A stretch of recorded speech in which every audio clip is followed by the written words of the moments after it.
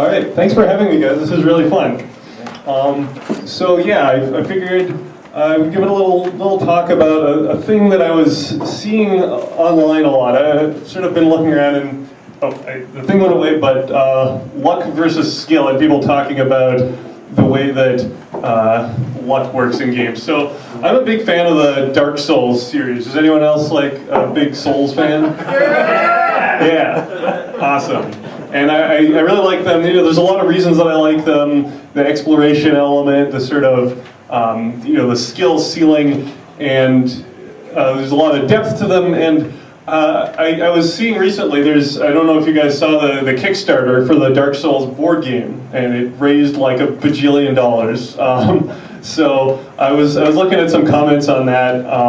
And I saw somebody who was looking at the system that they have. It's sort of a dice card-based kind of thing, normal kind of board game. And he was saying, I don't think that this is possibly going to capture the essence of Dark Souls, because Dark Souls is this big, like skill-based, very deep game that's all about like precision, and you can't replicate that with a luck-based mechanic.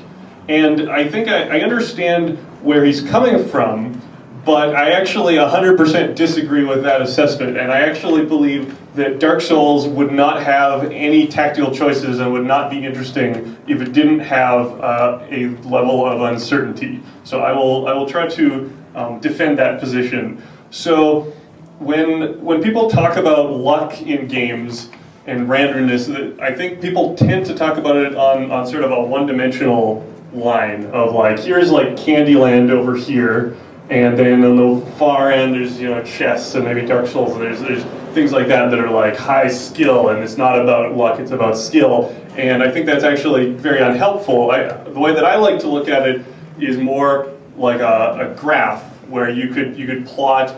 Let's say you got like skill on the y-axis and you got luck on the x-axis. Here's where maybe slides would be helpful. But you've got games that are like, you got like low luck, low skill games like tic-tac-toe. Doesn't have a lot of skill, has no randomness. It's completely non-random, and it would be way down in the bottom corner here. And then you've got games like poker. Now poker is a very, very deep game. High skill ceiling. You can play it for decades and keep improving, but it's also incredibly random. You have to play thousands of games to really differentiate somebody who's a poker master from somebody who is not. And that's one reason actually why I think it's so successful, that you get people coming in, they'll play a bunch of games in tournaments and put up a bunch of their own money before they realize, oh, I'm actually terrible at poker.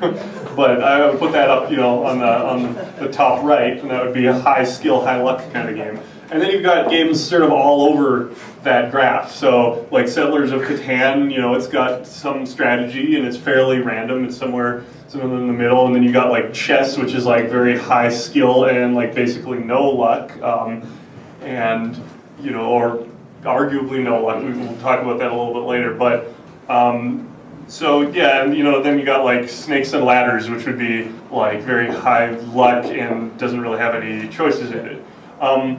So I'm going to use an example here, and it's actually almost the exact same example that Richard Garfield uses in a similar talk that is totally worth listening to, and I swear that I did not steal this from him. I thought of it independently.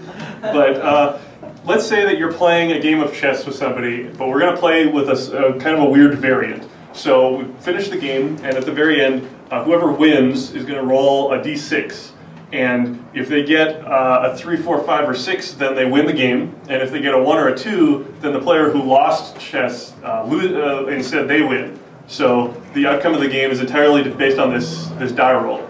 So that's kind of not a very interesting variant of chess, but it doesn't actually remove any of the strategy or tactics from chess.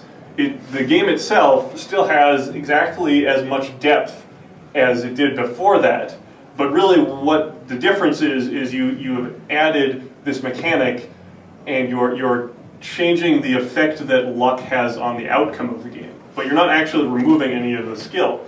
And in a lot of games, when you add an element that has luck, it not only isn't removing skill, but in a lot of cases you might actually be adding interesting skills. So I'm a big fan of like the Smash Brothers series. And I think that's a really good example because you take stuff like a lot of the items in that game or the smash ball, and they actually add a lot of interesting gameplay tactics. They make you think on your feet and add interesting things. What are you going to do? Are you going to shoot the guy with the fire flower or throw it at him or do something else? And how much are you going to risk to go after the smash orb and things like that? But it also makes the game way more random. It's way, you might just get something really awesome, or you might try to open up a box and then it blows up and kills you, which is kind of irritating.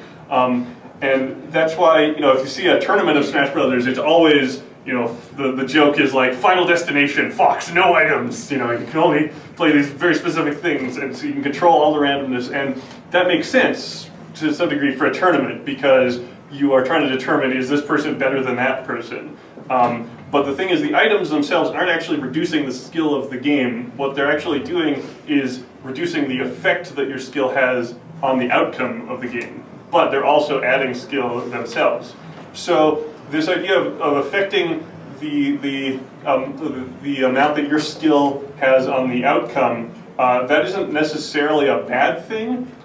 So I would say chess is like obviously a classic, and I think if we were going to view it from sort of modern lens, I would say one of the problems with it is that it's very, very difficult to find an opponent but with which you can have a satisfying game of chess. So I played a lot with my grandpa, and he's like, super awesome. He would always beat me. He taught me to play, and he would take half of his pieces off the board at the start and still kick my butt. But then he actually couldn't have an interesting game with his cousin. His cousin was actually like much more serious about chess, and they didn't have an interesting time playing together because his cousin would just completely destroy him, which is kind of mind-boggling to me. But that's definitely a challenge. It's one of those games where you need to find somebody who's right at the same level of you for the game to be satisfying at all, because otherwise the outcome is basically predetermined. So the usefulness of having random elements, things that make the outcome more unpredictable and more exciting and potentially closer, is it makes it a lot easier to bring in new people, and it makes the game a lot more accessible to a casual audience, which is one reason that people accuse some of the Smash Brothers games of trying to cater too much to like the casuals or whatever, filthy casuals. And it gets back to like the shotgun in Call of Duty is, maybe you see it as like it's not very skill based and you can just run around and blast people with it, but that shotgun is actually really important for getting new blood into the culture and able to participate in the game before they've gotten the skill that they need to use like a sniper rifle. Another graph that I don't have would be when you get better at a game, your skill at it tends to sort of plateau. You start out and you sort of improve quickly at the game, and then it sort of peters out, and how good I am after a week probably goes up a lot, and then the difference between my skill after 6 months and a year probably isn't a huge difference. So because of that, people's skills at the game actually tend to be more similar if people are more skilled at it. And what that means is if people are more experienced with a game, then they tend to prefer the game to be less random, because if our skills are at a similar level, then a little bit of randomness is actually much more likely to decide the outcome of the game. Whereas if our skills are quite divergent, then a little bit of randomness might not matter at all. In fact, a lot of randomness might not matter at all if one player is much better than another.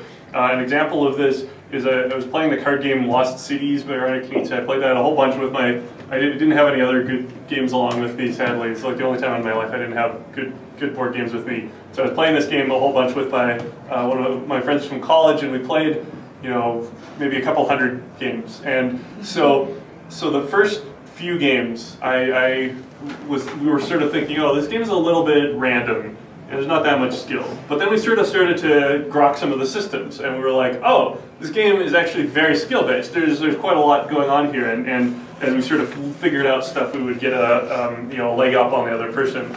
And then after a few hundred games, we got to a point where our skills had plateaued, and once again, it felt extremely random because we were both making fairly optimal moves, and basically the luck of the draw was determining the outcome. So that was an example of that where at the beginning we were sort of down at the bottom and we were like, oh, it's just random, who draws the best card? And then as we started to improve, it felt very not random because we started to sort of increase at different rates. So it sort of depends on not only your audience, but the level of how much that audience has played the game, and it becomes really challenging when you're releasing like a sequel or something in a genre that people already know, because the same simultaneously you're trying to appeal to people that are really, really familiar with that genre, and then you're trying to be like, hey, new people, you are totally welcome to come in and try this, and it's kind of definitely those things go in opposition. The other thing that randomness tends to do is that it turns long-term planning and strategy into tactics, which again isn't always bad. If you have perfect information, then that allows you to plan your moves out a bunch in advance. And when you have things like dice or cards or random number generators or things that you can't see, fog of war, it forces you to adapt to things in the moment of, oh, there's the enemy forces, this is the card that I drew this turn. It forces you to think, and adapt your strategy in the short term. And so I think most games that people like a lot have some sort of balance between those two. But again, adding randomness tends to turn those long-term choices into short-term adaptation, which too much of one or another can potentially be bad depending on what you're trying to do. And it also is good for creating that uncertainty.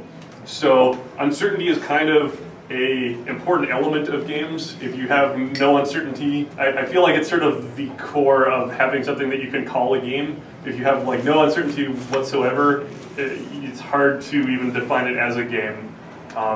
And so with something like if you take chess, if you were a supercomputer and you were able to fully calculate every single possible move and understand what the outcome would be, at that point there's almost no point in playing.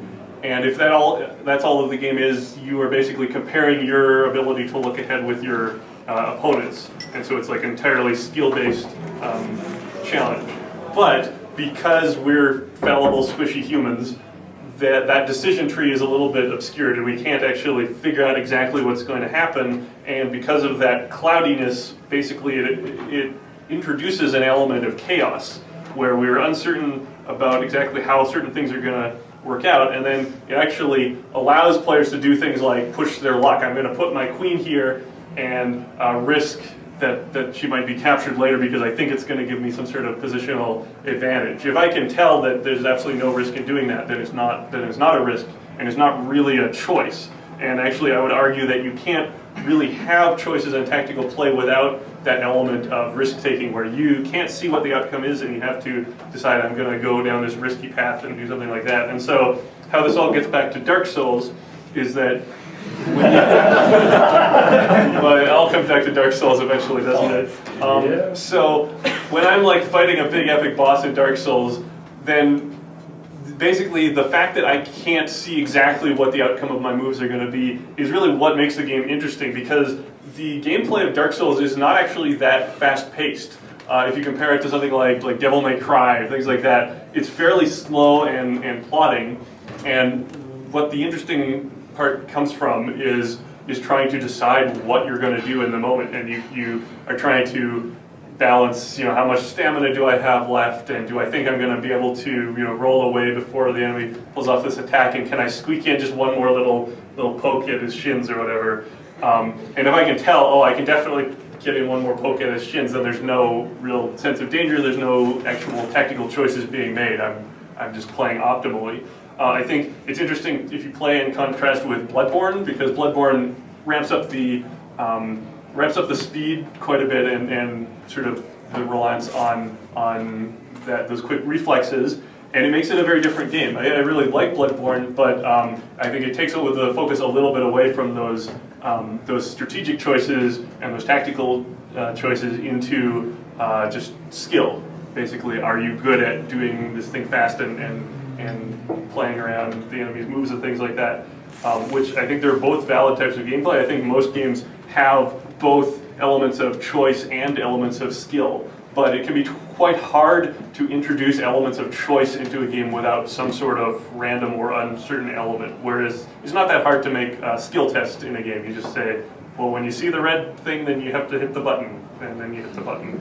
That's, it's not super hard to create a skill test, but just having a bunch of tests of player skill isn't really that interesting a game, in my opinion. So I actually have no idea if the Dark Souls board game will be any good. I actually decided not to back the Kickstarter because it was like, I don't know, like 100 and something pounds if I wanted to get rid of a bunch of shipping and stuff. I decided I would be lame and just buy like food and electricity that month. But I definitely think the concept of adapting a video game into a board game is like a very interesting idea, and I will use that to segue over into my game design class, because that is the central thing that we do, and that is going to be starting up again in October, and you can sign up till the end of September. And that's the central thing is we'll take a video game that people like and try to adapt that into some kind of board game version. So we did like Minecraft, the board game one time, and things like that. So yeah, segue. So thank you very much for inviting me all to speak. It was a lot of fun, and praise the sun. Do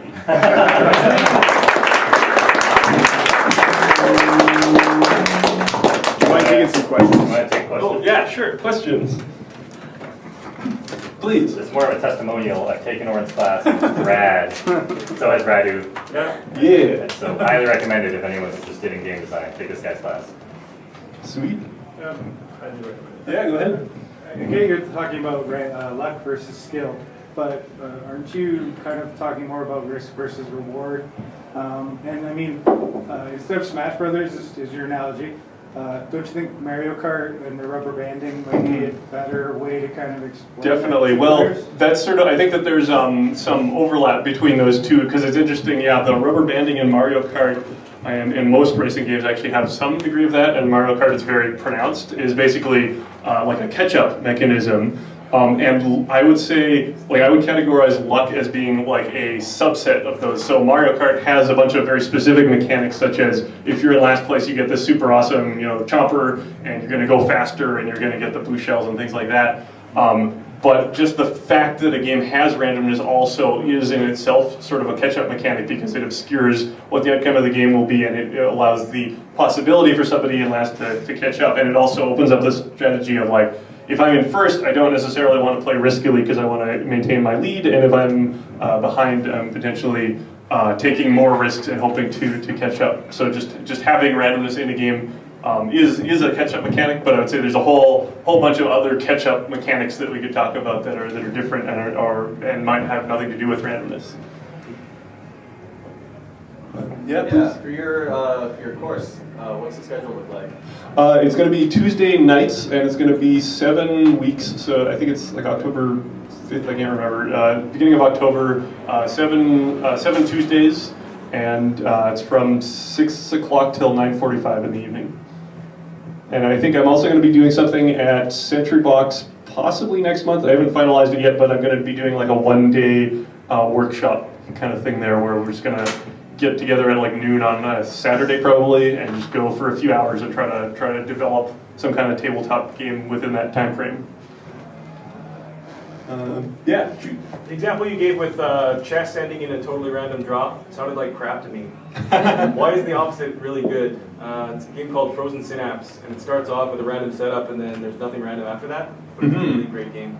Yeah, I think that definitely there's merit to having random setups. In fact, I can't remember which chess master it was, but he was a big proponent of taking all of your pieces at the beginning of the game and mixing them around, and then playing the game that way. And that's definitely it's sort of an equalizer, because you can't just memorize all of these different openings if all of a sudden your knight is over here or whatever else. Definitely, I tend to think that randomness before an action happens is more interesting than randomness afterwards. Like drawing a card and deciding how to play it is generally more interesting than doing something and then rolling a die to see if that something works. But that's sort of a whole other topic. But yeah, certainly that's an important aspect. And I think that rolling a die at the end of chess isn't actually a good way to play chess. But it's a nice thought experiment to see that you're not actually taking away any skill from a game by throwing in those elements like that.